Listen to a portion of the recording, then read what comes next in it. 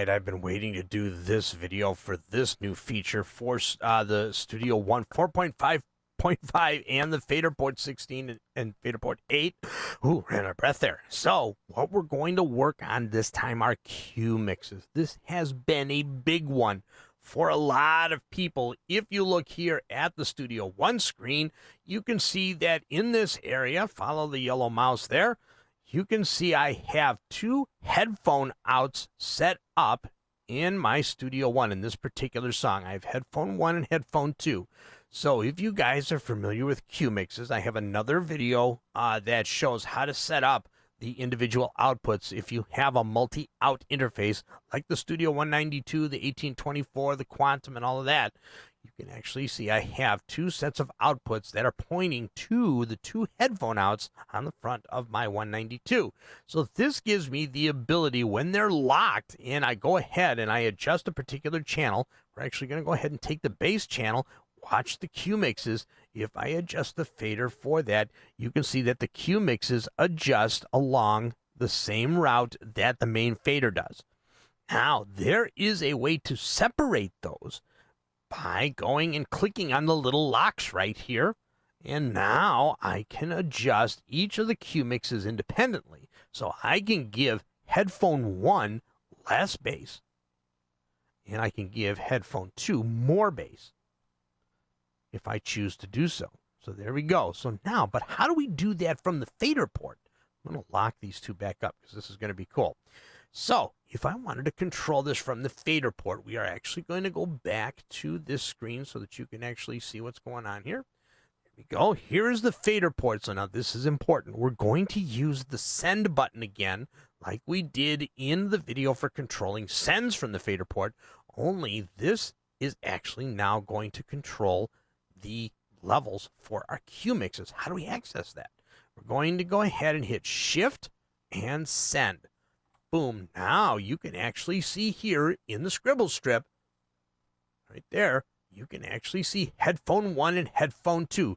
Now, if you saw the send video, it works the same way as the sends.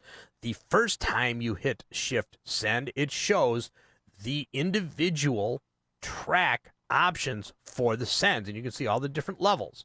Okay, so if I chose this track, and remember, I'm only showing one track at a time in the scribble strip.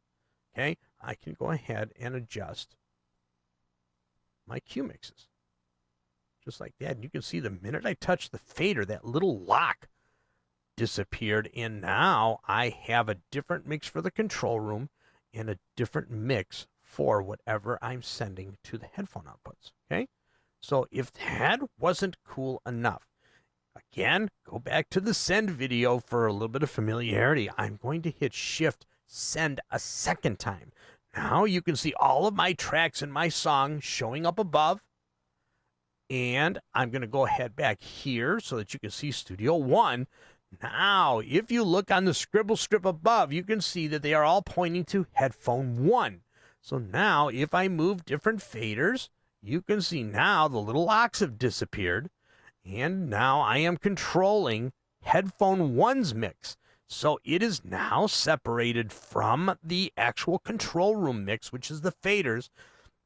And now I can go through each channel and I can give headphone 1 a lot of drums, a lot of bass. I want, or a lot of drums. These are 2 drum tracks on this. And then I can give them a little less bass. And if headphone 1 is the guitarist, I can turn up the guitar tracks so that the guitarist can hear what he's doing there. Just like that. Haven't changed my control room mix, and I haven't touched the mix on headphone 2. So now you might be asking, so how do I get to headphone 2? Let's say it's the bass player. So if I hit Shift and Send another time, now you can see that the scribble strips have updated to HP2, and I can now adjust all of the levels on headphone 2 using the fader port. You guys can see the scribble strip above. I'll go ahead and I'll go back to the shot of the fader port so that you can really see what I'm doing.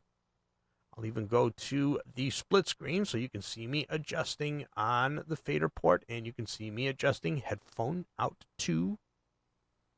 Look at that on all of the tracks, and since I've actually touched each fader, the little locks have disappeared, so now I have a separate mix on headphone out 2. And if I go shift, send, send, and there we go. There's headphone out 1 for each of the channels. I can change the mix for that. And if I hit shift, send again, now we're back. Oh, one more time. There we go. Now we're back to the single view where I have to select each channel. And then these 2 windows become the amount of headphone outputs or Q mixes that I have configured. If I had more Q mixes configured, this first view would display them across each of the scribble strips. Just like that. Shift, send again. Now I've got the multi-track view for headphone level 1. Shift, send another time is the multi-track view for headphone level 2.